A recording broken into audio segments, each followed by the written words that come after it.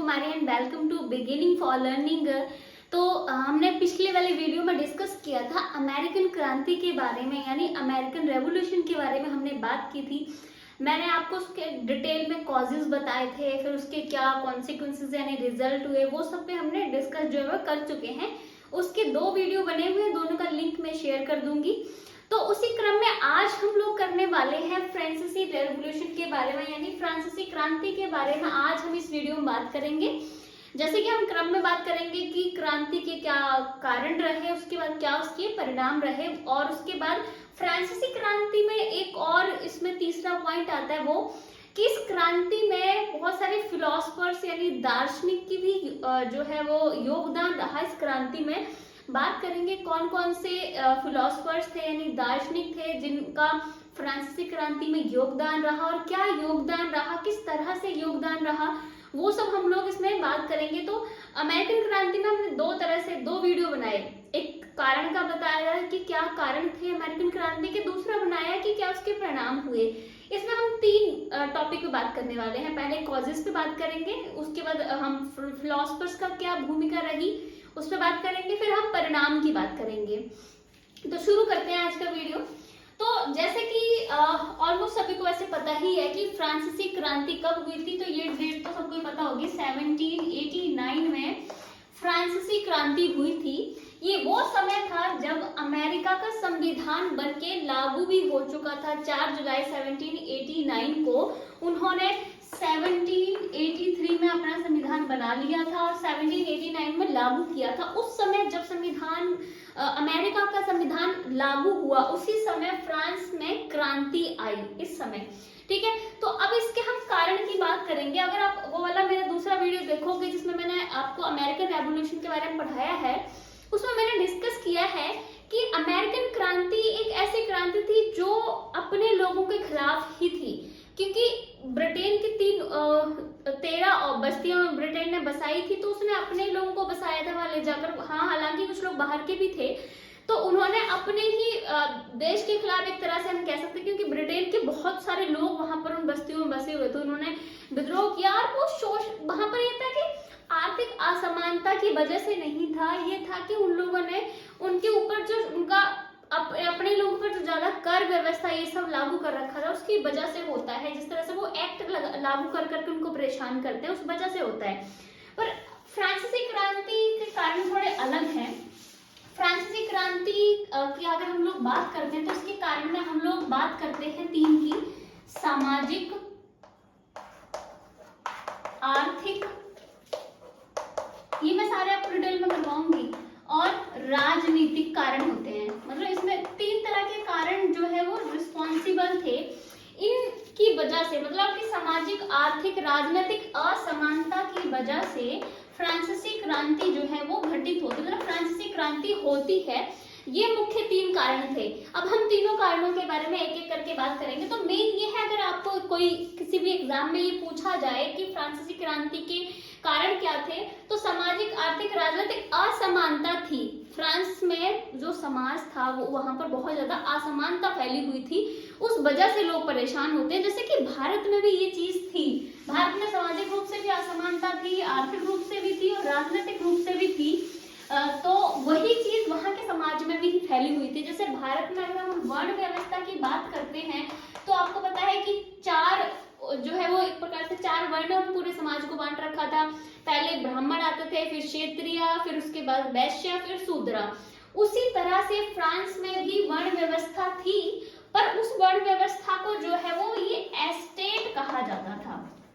ठीक है, एस्टेट कहा जाता था। हमने भारत में तो उसको वर्ण व्यवस्था का नाम दिया, जिस तरह से पूरे समाज को बांटा हुआ था वैसे ही फ्रांस में थी, लेकिन उसको एस्टेट का नाम दिया गया था। तो फ्रांस में हमारे यहाँ पर 4 वर्ण थे, ब्राह्मण, क्षत्रिय, वैश्य, शूद्र। वहां पर फ्रांस में 3 एस्टेट थे। ठीक है, मुख्य रूप से 3 थे। पहला तो था पादरी लोगों का। ठीक है, पहले एस्टेट में पादरी वर्ग आता था, पादरी लोग आते थे। दूसरे में आता था कुलीन वर्ग। ठीक है, और तीसरा जो एस्टेट था वो था जनसाधारण लोगों का, या साधारण लोगों का हम कह सकते हैं। साधारण लोगों में भी और लोग थे, आगे वो हम बात करेंगे। ठीक है, तो 3 एस्टेट थे यहाँ पर। 3 एस्टेट मतलब पूरा समाज 3 वर्गों में एक तरह से बंटा हुआ था। तो जो पहला वर्ग था पादरी लोग, जो भी आपको पता है कि फ्रांस में वही ईसाई धर्म चलता था, तो पादरी जो वर्ग था वो भी आगे दो वर्गों में बटा हुआ था, उच्च पादरी वर्ग, ठीक है, और निम्न पादरी वर्ग। तो जो निम्न पादरी वर्ग था ये लोग ज्यादातर गांव में रहते थे, ठीक है, और ये जो उच्च पादरी वर्ग था ये ज्यादातर मतलब जैसे जो राजा लोगों के बड़े बड़े शहर होते थे ये ज्यादातर शहरों में पाए जाते थे। तो यहाँ से हम लोग बात करेंगे असमानता कैसे थी। अब असमानता थी कि ये जो पादरी वर्ग था ये टोटल का जस्ट 1% हिस्सा था, और कुलीन वर्ग जो था वो 2% था, कुल जनसंख्या का सिर्फ 2% हिस्सा था, और जनसाधारण लोग जो है वो बाकी 97% हिस्सा जनसंख्या का बचा।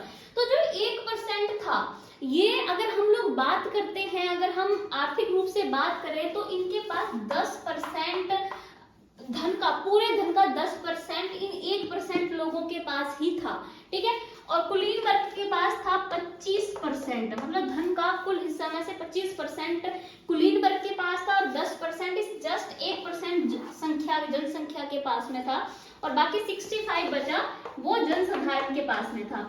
अब हम आर्थिक रूप से बता रही हूँ मैं, एक प्रकार से सामाजिक और आर्थिक दोनों पक्ष जो है इसी आपको देखने को मिल जाएंगे।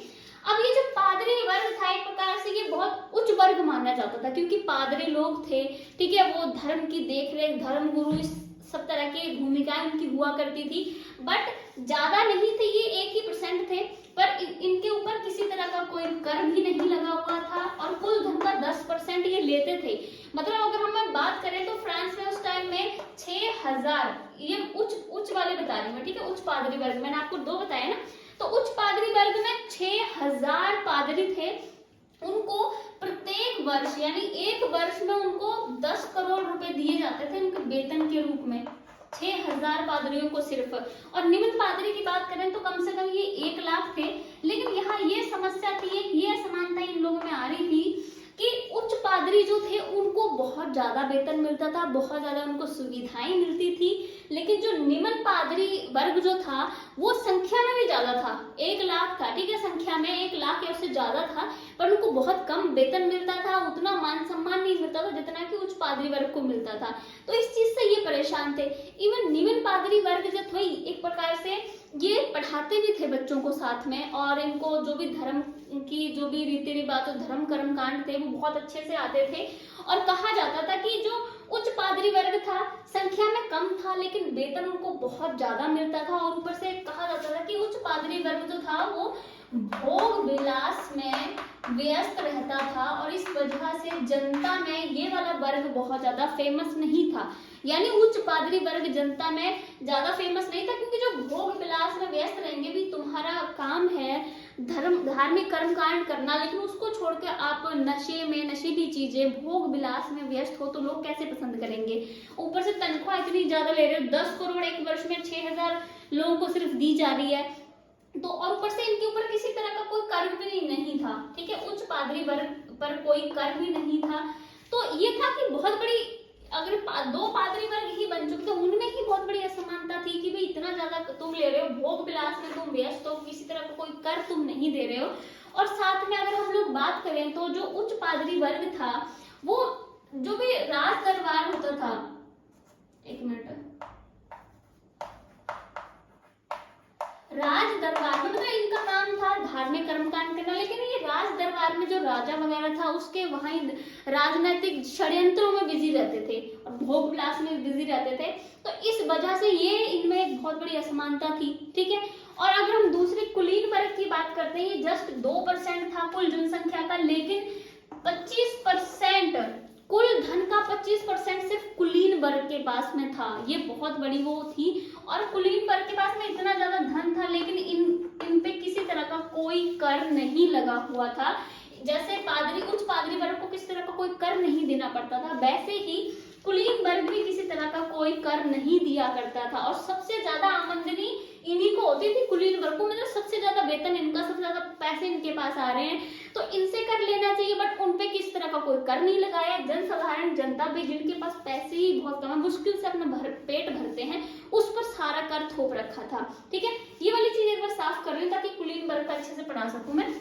एक वर्ग का यानी एक एस्टेट का मैंने आपको बता दिया। अब हम कुलीन वर्ग के बारे में बात करेंगे।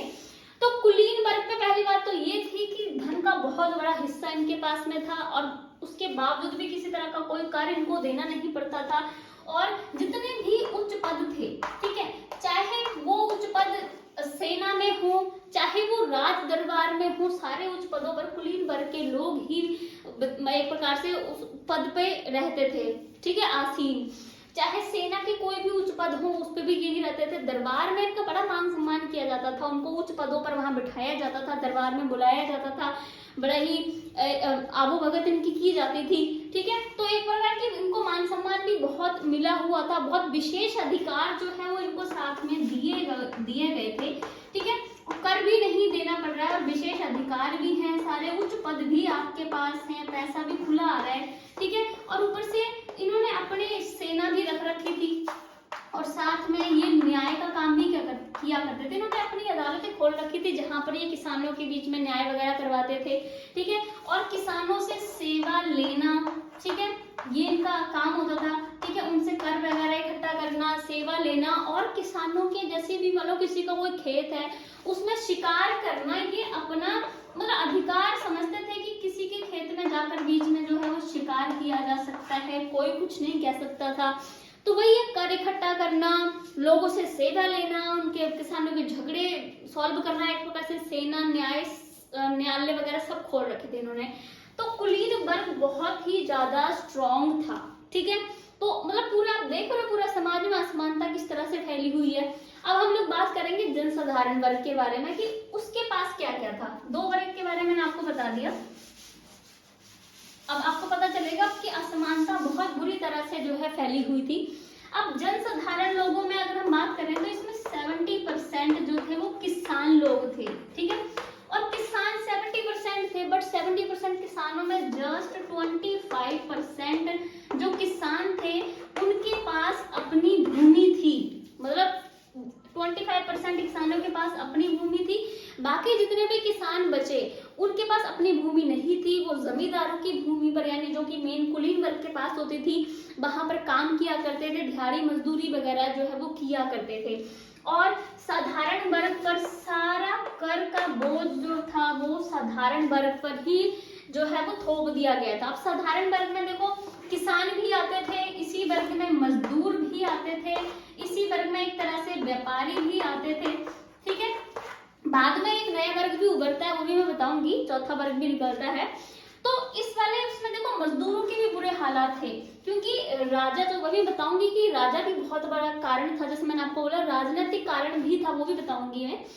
तो मजदूरों के लिए कोई नियम तय नहीं किए गए थे कि कितना वेतन देना है, कितने घंटे तक काम करवाना है। तो जो कुलीन वर्ग के लोग थे मस्त उनसे काम करवाते थे, मतलब बहुत लंबे लंबे घंटों तक काम करवाना, वेतन बहुत ही कम देना, बुरी परिस्थितियों में उनसे काम करवाना, किसी तरह के कोई नियम सरकार ने, सम्राट ने बनाए नहीं थे। तो मजदूरों की हालात भी बहुत बुरी थी। ऊपर से इनको कई तरह के कर देने पड़ते थे। जैसे अगर मैं बात करूं, एक था टाइड, ठीक है, टाइड कर, ये चर्च को देना पड़ता था। मतलब अभी देखो पादरी वर्ग कोई कर नहीं दे रहा है, ठीक है, कुलीन वर्ग किसी तरह का कोई कर नहीं दे रहा है, बट ये साधारण वर्ग है वही कर दे रहे हैं। तो एक तो टाइड कर होता था जो चर्च को उनको देना पड़ता था, दूसरा कर होता था टाइल, ठीक है, सॉरी टाइल कर ये उनको सरकार को देना पड़ता था, ठीक है। और ऊपर से ये जो सामंत लोग थे उनको सामंती कर भी देना पड़ता था। तो जनसाधारण जनता पर मुख्य रूप से 3 कर तो यही लाद रखे थे इन लोगों ने। बाकी सब चीजों पे और पे भी बहुत तरह के इन्होंने कर जो है वो लगा रखे थे। तो मजदूरों का वेतन भी कम है, घंटे भी मतलब बहुत ज्यादा घंटे तक काम करवा रहे हो, किसानों के साथ में यही है। और व्यापारियों के साथ में भी था कि उनको जगह जगह पर हर बार अपना सामान चेक करवाना पड़ता था, व्यापार में बहुत तरह के प्रतिबंध सहने पड़ते थे और बहुत तरह का जो है उनको कर देना पड़ता था अलग अलग जगह पे। मान लीजिए एक व्यापारी यहाँ से निकला है, यहाँ रोकेंगे यहाँ कर लेंगे, आगे चलेगा यहाँ रोकेंगे यहाँ कर लेंगे, आगे चलेंगे यहाँ रोकेंगे यहाँ कर लेंगे, मतलब बहुत सारी जगहों पर रोक रोक के व्यापारियों से जो है वो कर लिया जाता था। इस वजह से वो भी बहुत ज्यादा परेशान थे और सारे कर का बोझ तीसरे स्टेट यानी साधारण लोग, जो साधारण वर्ग था उस पर ही डाल रखा था। तो आप इस तरह से देख रहे हो कि पूरे समाज में असमानता फैली हुई थी। जिस तरह से हमारे यहाँ भी असमानता थी उसी तरह से फ्रांस में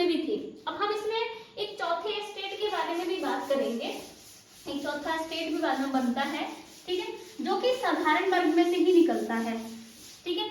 और चौथा स्टेट आता है मध्य वर्ग, मध्य वर्ग हम उसे कह सकते हैं, ठीक है। तो ये चौथा स्टेट था, ये साधारण वर्ग से ही निकला था, ठीक है। अब इसमें क्या था, जैसे साधारण वाले में अब इसमें जो व्यापारी थे या फिर जो उद्योगपति थे, ठीक है, या फिर जो वकील थे, डॉक्टर थे, ये सारे तरह के लोग, वकील, डॉक्टर, ठीक है, शिक्षक, इस तरह के सारे लोगों का एक वर्ग बना। अब ये अलग से वर्ग क्यों निकला, क्योंकि इन लोगों को औद्योगिकरण से बहुत ज्यादा पैसा मिला, व्यापार में पैसा मिला, या फिर इनकी जो नौकरियां थी वहां से उनको अच्छा पैसा मिला, तो ये अमीर हो गए, तो इनका एक तीसरा वर्ग बन गया मध्यम वर्ग, ठीक है। अब इन लोगों के पास बहुत अच्छे से पैसा वगैरह था, स्थिति बहुत अच्छी थी, खान पान वगैरह सब सुधर गया था, लेकिन इन लोगों को कुलीन वर्ग की तरह वो समाज में उच्च स्थान और वो मान सम्मान प्राप्त नहीं था जो कि कुलीन वर्ग को प्राप्त था। तो ये वर्ग चाहता था कि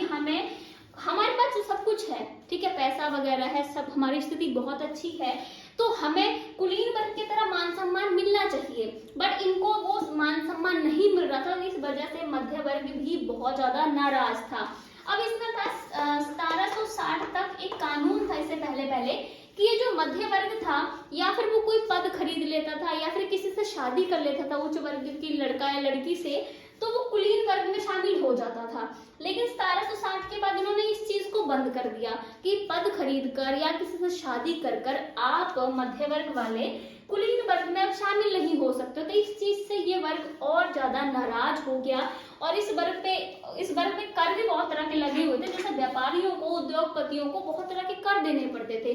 तो ये वर्ग भी परेशान ही था, और ये निकला भी वैसे भी साधारण वर्ग से, तो साधारण वर्ग सबसे ज्यादा परेशान था, ठीक है। तो बाद में जब क्रांति होती है तो ये वर्ग सबसे आगे रहता है, इनके नेतृत्व में ही जो है वो क्रांति होती है, क्योंकि इनके पास पैसा था हथियार खरीदने के लिए, एजुकेटेड थे, ठीक है, क्योंकि ये वर्ग पढ़ा लिखा था, तो हथियार वगैरह के लिए, सब इंफॉर्मेशन के लिए इस वर्ग ने अच्छे से नेतृत्व किया, और एक प्रकार से लोग इनके नेतृत्व में इकट्ठे हुए, ठीक है। तो एक कारण तो यही था कि लोग दुखी थे, निम्न वर्ग यानी एक प्रकार से साधारण वर्ग जो था लोगों का, वो बहुत ज्यादा दुखी था। समाज में असमानता फ्रांस में बहुत ज्यादा फैली हुई थी। तो ये था सामाजिक कारण, ठीक है, सामाजिक, और इसमें साथ में मैंने आपको आर्थिक कारण भी साथ साथ में ही करवा दिया। अब हम लोग बात करेंगे इसमें एक और राजनीतिक कारण की, ठीक है। आर्थिक का भी और भी बताऊंगी थोड़ा मैं आगे जाके, क्योंकि जो तत्कालिक कारण रहता है फ्रांसीसी क्रांति का, वो आर्थिक कारण ही रहता है, उसमें भी हम बात करेंगे, ठीक है। अब राजनीतिक कारण में था कि फ्रांस में बुर्बो वंश, ठीक है, बुर्बो वंश का शासन था यहाँ फ्रांस में, और बुर्बो वंश में जब ये फ्रांसीसी क्रांति होती है, तो ये फ्रांसीसी क्रांति होती है लुई 16वां के टाइम पर, ठीक है, लुई 16वां। अब इसमें क्या होता है कि लुई 14वां, ठीक है, और लुई 15वां, इनकी बात भी हम करेंगे। लुई 14वां बहुत ही योग्य सम्राट था, बहुत ही योग्य एक राजा था, और लुई 14वें ने यही बोल दिया था कि मैं ही राज्य हूं, मैं ही राज्य हूं। यानी इसमें बहुत ही केंद्रीकरण जो है वो अपने समय में लुई 14वें ने कर लिया था। ये बहुत ही योग्य एक राजा था, और इसने सारे अधिकार अपने पास ले लिए और अपने आप को बताया कि मैं ही राज्य हूं, यानी मेरे पास दैवीय शक्तियां हैं, ठीक है। तो दैवीय शक्तियों का जो है वो कंसेप्ट भी यहाँ से शुरू हुआ, बट लुई 14वें ने और सारी शक्तियां भी जो है वो अपने पास ही जो है वो ले ली थी। मतलब एक प्रकार से ये था कि सारी केंद्रीकृत कर लिया था अपने आप को पूरी तरह से। और लुई 14वें का शासनकाल आप देख सकते हो 1643 से 1715, ठीक है, ये इसका शासनकाल था। फिर लुई 15वां आता है। लुई 14वां जितना ज्यादा योग्य शासन था वह उतना ही लुई 15वां और लुई 16वां बहुत ही मतलब उसके मुकाबले मुकाबले अयोग्य शासक थे। अब लुई 14वां इतना योग्य था, उसने अपने पूरे राज्य को अपने कंट्रोल में बहुत अच्छे से सुव्यवस्थित तरीके से चलाया उसने अपने शासन को। बट उसके बाद अयोग्य राजा आ गए। जैसे फॉर एग्जाम्पल अगर हम लोग बात करते हैं, मुगल साम्राज्य के पतन का कारण भी यही था कि बाबर, अकबर, औरंगजेब, इस तरह के महान राजा जो है वो मुगल वंश में रहे, लेकिन उनके बाद जो भी उनके उत्तराधिकारी आए वो उतने योग्य और उतने शक्तिशाली नहीं हुए। इस वजह से अंग्रेजों ने जो है वो बहादुर शाह जफर के टाइम में एक प्रकार से जो है वो सारी सत्ता अपने हाथों में ले ली। ठीक है, तो वैसे ये था कि 14वां तो बहुत ही योग्य राजा था, लेकिन 15वां 16वां अयोग्य राजा हो जाते हैं। इसके बाद क्या होता है कि जो केंद्रीकरण की जो शक्ति थी कि सारी राजा के पास है, वो थोड़ी बिखरने लग जाती है। ठीक है, लुई 15वां का शासनकाल था 1715 से 1774, लुई 16वां का 1774 से 1793।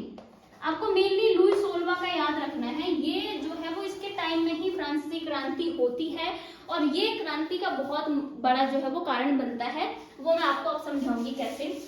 एक कारण तो वो पता ही चल गया कि लुई 16वां जो प्रजा में एक लोकप्रिय राजा नहीं था। इसलिए लोकप्रिय नहीं था क्योंकि ये बहुत ही अयोग्य राजा था, किसी तरह की इसमें कोई योग्यता जो है वो नहीं थी।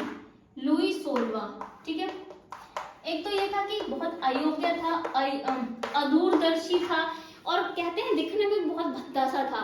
ठीक है, तो इसको ना तो कोई शासन की कोई परवाह थी, ना इसको कुछ आता जाता था, ना ये कोई आय के दूसरे साधन भी नहीं ढूंढता था, मतलब कोई दूरदर्शी नहीं था बिल्कुल ही।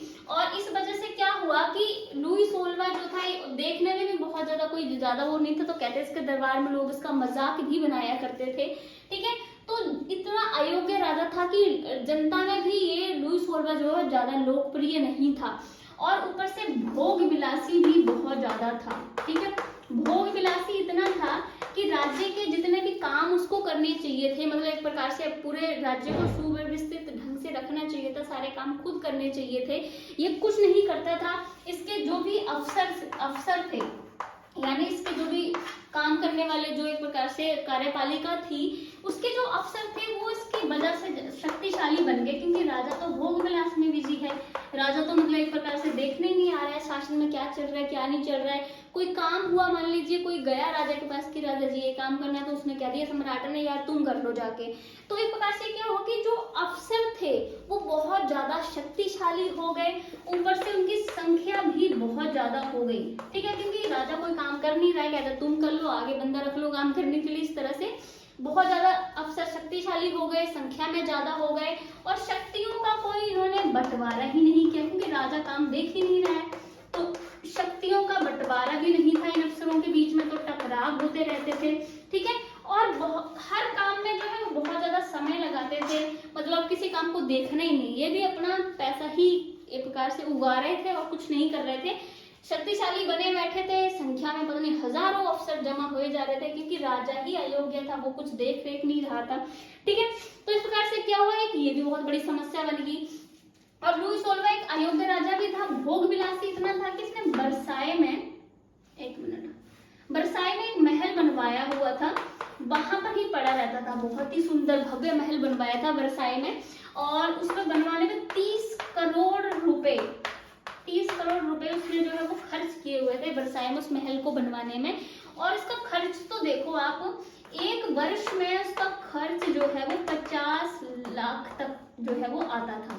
ठीक है, मतलब एक साल में वो 50 लाख रुपए खत्म कर देता, सिर्फ खाने पीने पे, बाकी और खर्च का तो कोई हिसाब नहीं, सिर्फ खाने पीने में वो एक वर्ष में 50 लाख रुपए जो है वो खत्म करता था, पूरा भोग विलासी था। ठीक है, एक तो इस वजह से बहुत ही जो है लोगों में बिल्कुल भी प्रसिद्ध नहीं था, लोग इस वजह से परेशान थे कि राजा कुछ देखता नहीं है, बस अपने उसमें मतलब मगन रहता है। दूसरा इसकी रानी थी एंटोइनेट,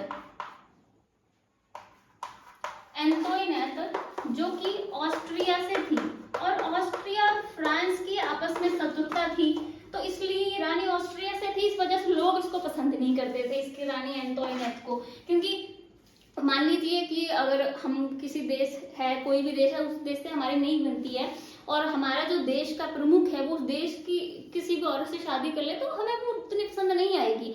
तो वही था कि लोग तो ये सोचते थे कि हमारे शत्रु देश से आई हुई औरत है तो हम इसको अपनी महारानी के रूप में एक्सेप्ट नहीं कर सकते, ठीक है। और ऊपर से एंटोइनेट जो थी, इसको कुछ टैग दिए गए थे, इसको बोलते थे श्रीमती घाटा। श्रीमती घाटा बोलते थे क्योंकि ये भी राजा की तरह बहुत भोग विलासी थी, हजारों दासियां रखती थी और बस गहने वस्त्र इस चीज में ही बहुत ज्यादा जो है अपने आप को बिजी रखती थी, मतलब बहुत ज्यादा खर्चा करती थी, इसलिए इसको श्रीमती घाटा भी कहा जाता था। और एक इसको जो है वो खिताब दिया जाता था श्रीमती बीटो का। श्रीमती बीटो, श्रीमती बीटो इसलिए कहते थे कि जो राजा था उसकी ये मुख्य सलाहकार भी थी, ठीक है।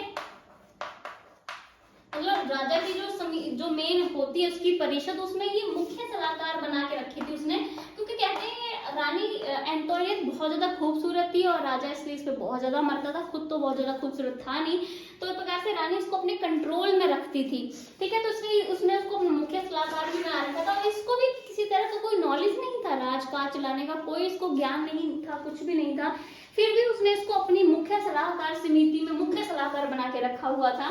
तो इसलिए इसको श्रीमती बीटो कहते थे। कहते हैं इसका मतलब ये था कि कोई भी जो डिसीजन आता था वो राजा का नहीं होता था, रानी का डिसीजन होता था, क्योंकि राजा जब रानी में पूरी तरह से मर मिटा था तो वो रानी की ही हर एक बात मानेगा, तो हर डिसीजन कहते हैं कि वो खुद लेती थी, राजा का काम सिर्फ आगे पहुंचाना ही रह गया था। तो इसलिए इसको श्रीमती घाटा, श्रीमती बीटो भी जो है वो कहा जाता था। दूसरा ये ऑस्ट्रिया से थी, इसलिए भी लोग इसको बहुत ज्यादा पसंद नहीं करते थे, ठीक है। तो ये थे राजनीतिक कारण की जनता अपने राजा से बहुत ज्यादा जो है वो परेशान थी, राजा बिल्कुल अयोग्य और अलोकप्रिय राजा था, ठीक है, और रानी भी बिल्कुल वैसी ही थी। तो इस तरह से जनता जो है वो राजा से भी परेशान थी। भाई राजा अपने देश की विकास पे, तरक्की पे कोई ध्यान नहीं दे रहा, उसको सिर्फ अपने भोग विलास से, अपने ऐशो आराम से ही लेना देना था। और अफसरों ने इस तरह से जनता पे अत्याचार करना शुरू कर दिए थे, राजा तो देख ही नहीं रहे तो अफसर ज्यादा से ज्यादा कर लगा रहे हैं आगे, ठीक है। ऊपर से जनसाधारण लोग ही जो है इसमें जनसाधारण जनता ही पिस रही थी पूरी तरह से। उसके बाद अगर हम इसमें आर्थिक कारण की बात करें, वैसे आपको मैंने कुछ तो आर्थिक कारण उसमें बता ही दिए थे सामाजिक वाले में, जो मैंने आपको 3 स्टेट बताए। आर्थिक कारण में एक तो ये जो राजा लोग थे, मैंने आपको भी बताया कि बहुत ज्यादा खर्चा कर रहे थे। जो लुई 14वां था, जो मैंने आपको बताया कि बहुत ही योग्य राजा था, उसने अपने 30 साल जो है वो युद्ध में ही लगा दिए थे। तो युद्ध में जब लगाया तो आप सोचो कितना ज्यादा खर्चा आएगा, कितने सैनिक मरेंगे, कितने हथियार, खाने पीने का खर्चा, तो अब वो सारा जाएगा तो देश से ही ना। तो इतना ज्यादा 30 वर्ष उसने युद्ध में ही लगा दिए थे। तो यहाँ से जो है वो बहुत ज्यादा खर्चा, और वो खर्चा निकालते थे कि जनसाधारण पे कर बढ़ा बढ़ाकर, ठीक है। दूसरा, उसके बाद लुई 15वां के टाइम में होता है सप्तवर्षीय युद्ध। सप्तवर्षीय युद्ध, सप्तवर्षीय युद्ध आपको पता है फ्रांस का, ये इंग्लैंड के साथ में हुआ था, ठीक है। और कब हुआ था? 1756 से 63 के बीच में, ये 7 साल तक जो है वो युद्ध चला था। और ये अगर आप अमेरिकन क्रांति पढ़ोगे तो वहां पर भी आता है। जब आपको पता है अमेरिकन क्रांति उत्तरी अमेरिका में हुई थी, तो उत्तरी अमेरिका में इधर अटलांटिक महासागर के इधर साइड पे इधर इंग्लैंड की बस्तियां थी, ऊपर यहाँ जहाँ कनाडा का एरिया था या फिर यहाँ नीचे, यहाँ सारे में फ्रांस की बस्तियां थी। तो इंग्लैंड ने फ्रांस की बस्तियां छीन ली, उसको वहां से भगा कर एक तरह से ये युद्ध हुआ था जिसमें फ्रांस हार गया था। हार के बाद उसको ये कनाडा का एरिया यानी उत्तरी अमेरिका में जितनी भी उसकी बस्तियां थी सब उसको छोड़नी पड़ी थी। तो इस युद्ध में भी बहुत ज्यादा जो है वो खर्चा आया था जो जनता पर ही डाल दिया गया। और दूसरा, जब यहाँ से इंग्लैंड के जो उपनिवेश थे वो उसे छिन गए, तो राजा ने कोई नए आय के साधन जो है मतलब कि ढूंढने की कोशिश नहीं की। कोई नए आय के साधन जो है ढूंढे जा सकते थे लेकिन कुछ नहीं की, क्योंकि वो सोच रहे जितना भी नुकसान हो रहा है वो जनता से ले लेंगे, हमें क्या, हमें कोई प्रॉब्लम नहीं है। तो नए आय के साधन भी नहीं ढूंढे गए। फिर लुई 16वां के टाइम में भी एक युद्ध होता है, वो है अमेरिका की क्रांति, ठीक है।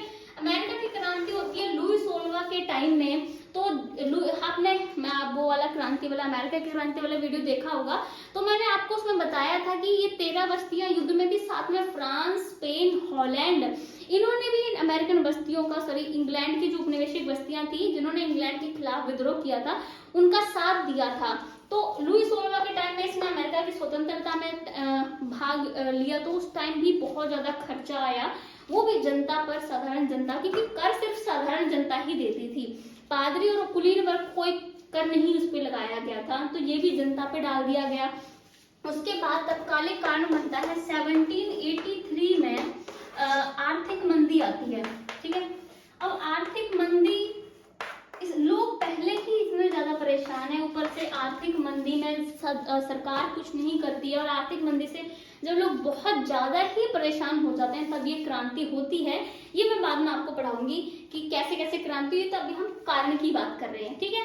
तो आर्थिक कारण जो था वो तत्कालिक कारण भी बना था क्रांति का, ठीक है। और अब हम लोग बात करेंगे धार्मिक कारण भी था इसमें, ठीक है। वैसे तो मैं आपको धार्मिक एस्पेक्ट भी एक पढ़ा चुकी हूँ, पादरी वर्ग का, निम्न और उच्च पादरी वर्ग में मैंने आपको बताया बहुत अंतर था, पर इस धार्मिक उसमें एक पॉइंट और था जो रह गया, वो मैं आपको बता दी हूँ। धार्मिक कारण में ये था कि दो वर्ग थे, ठीक है, धर्म के, एक था कैथोलिक, दूसरा था प्रोटेस्टेंट।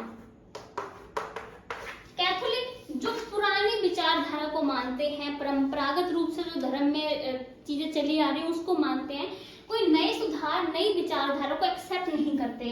और प्रोटेस्टेंट होते हैं जो धर्म में सुधार करना चाहते हैं, समय के अनुसार कुछ चीजें जो धर्म में नहीं सही है उसमें बदलाव लाने की कोशिश करते हैं, नए विचारों को अपनाने की कोशिश करते हैं, वो प्रोटेस्टेंट होते हैं। तो कैथोलिक में जो थे वो थे मेन जो उच्च पादरी वर्ग थे, ठीक है, मतलब जो उच्च पादरी वर्ग था वो अपने धर्म में जो है वो किसी तरह का कोई परिवर्तन नहीं लाना चाहते थे।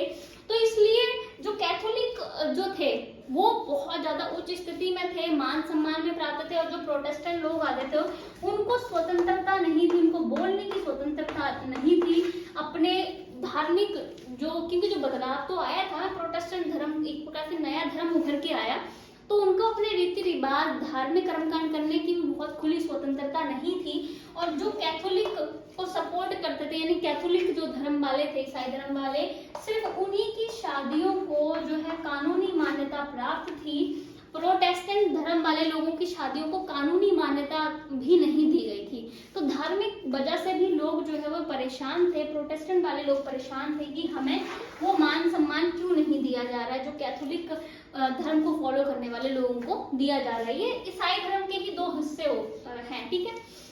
तो ये हमने बात की, राजनीतिक कारण भी बता दिए मैंने आपको, सामाजिक कारण भी बताए, आर्थिक और धार्मिक सब तरह के कारण जो इसमें मौजूद थे। और एक कारण जो और मुख्य रूप से बनता है वो हम लोग बात करेंगे, वो है फिलोसफर्स, ठीक है। अब इस पे हम बात करेंगे एक अलग वीडियो में, क्योंकि वो फिलोसफर्स पे भी बहुत एक लंबा टॉपिक बन जाता है कि कौन कौन से फिलोसफर्स थे, किस तरह की उनकी विचारधारा थी जिससे लोग प्रभावित हुए, कैसे प्रभावित हुए, क्या उन्होंने डायरेक्टली आके प्रभावित किया, क्या उन्होंने उस क्रांति में लोगों के लिए मतलब उत्तेजित करने की कोई बात कही, क्या उन्होंने खुद लोगों को इकट्ठित किया, उन फिलोसफर्स ने क्या हुआ, वो सब हम डिस्कस करेंगे। इसमें ये फिर बहुत ज्यादा लंबा एक हो जाएगा वीडियो, इसलिए हम अगले वाले में डिटेल में और अच्छे से समझ के उस पर बात करेंगे। उसके बाद हम साथ साथ में हम परिणामों पे भी बात कर लेंगे कि क्या परिणाम हुए और किस तरह से ये जब, और इसमें थोड़े अलग, क्रांति में थोड़ा अलग हो जाता है कि जब लोग क्रांति करते हैं उसके बाद भी लोगों को वो फ्रीडम, वो स्वतंत्रता नहीं मिल पाती है जिस वजह से वो क्रांति करते हैं। इसको वजह से इसमें दो बड़ी क्रांति होती है। एक बार ये मुख्य क्रांति होती है 1789 में, ठीक है, जिस क्रांति के बाद जो है वो सत्ता जो है वो अमीर लोगों के पास यानी मध्य वर्ग के पास चली जाती है। लेकिन मध्य वर्ग के पास जब सत्ता जाती है तब भी गरीब जनता वैसे ही पिसती है, वो भी हम बात करेंगे। उसके बाद एक प्रकार से दोबारा से क्रांति होती है, फिर जाके जब दोबारा से क्रांति होती है तब फ्रांस का जो है संविधान वगैरह तैयार होता है, वो सब पे भी हम बात करेंगे। तभी हमें पूरी अच्छे से तभी क्रांति समझ में आएगी। एक क्रम में हम लोग बात करने वाले हैं। आज हम लोगों ने बात किया कि क्रांति के कारण क्या थे, अब फिलोसफर्स की बात करेंगे, वो भी एक मुख्य कारण इस क्रांति में बने थे। फिर किस तरह से ये क्रांति घटित हुई, क्या इसके परिणाम निकले, वो हम अगले 2 वीडियो में पूरा कंप्लीट कर देंगे इसको। पर डिटेल में इसलिए करवा रही हूँ क्योंकि जब हम हर एक क्यों का हमें जवाब नहीं मिल पाता, वो चीज़ रटने में आ जाती है। फिर अभी डिटेल में करा रही हूँ तो हमें चीज़ अच्छे से समझ में आएगी, एक एक करके ना, तो समझ में आनी चाहिए ना, ताकि हम ये नहीं कि जस्ट एक क्रांति का रट्टा मारा किसी बुक से और खत्म बात है। ठीक है, तो अगर आपको ये वीडियो अच्छा लगे तो आप सब्सक्राइब कर सकते हैं, लाइक कर सकते हैं, शेयर कर सकते हैं वीडियो को। और अगर आपको कोई भी टॉपिक हो, चाहे फिर वो पॉलिटिकल साइंस का हो, चाहे सोशियोलॉजी का हो, चाहे हिस्ट्री का हो, आपको लगता है कि आपको मुझसे पढ़ना है तो आप बता सकते हैं, मैं उसको किसी भी नेक्स्ट वीडियो में करा दूंगी। Thank you so much guys.